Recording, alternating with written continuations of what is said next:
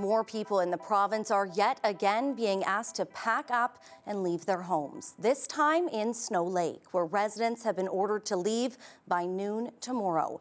The northern town is the latest in a string of communities that have been evacuated because of wildfires. More than 18,000 people in the province now out of their homes.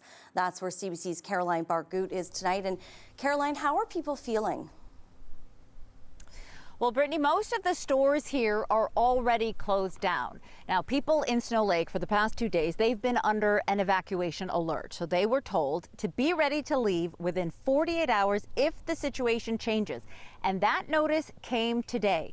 This morning, we got an alert on our phone, an emergency alert, basically saying everybody in this town, all 1,100 people who live in Snow Lake, had to leave by noon on Saturday.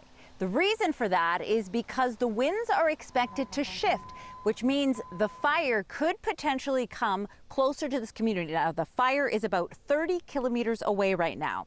Firefighters are doing what they can in Snow Lake to protect this town if the flames do make their way here. They are spraying wooded areas with water to keep them moist and prevent them from becoming fuel for a possible fire. They're also staying behind to protect properties and town infrastructure while everybody else has evacuated. Now, Cheryl and Nelson Linklater have been on the edge since they heard they might have to leave Snow Lake. They have 3 kids and no car, so they won't be able to take their cat on the bus to the Winnipeg Evacuation Center.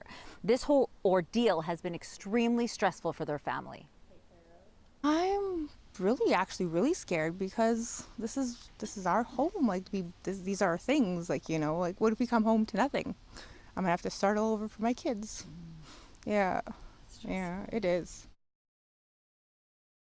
Smith and Tom Allen evacuated from Flin Flon 9 days ago. They went to Baker's Narrows and got evacuated from there. Then they went to Wekusko Falls and they stayed in a tent there for about 4 days and were told once again they had to leave.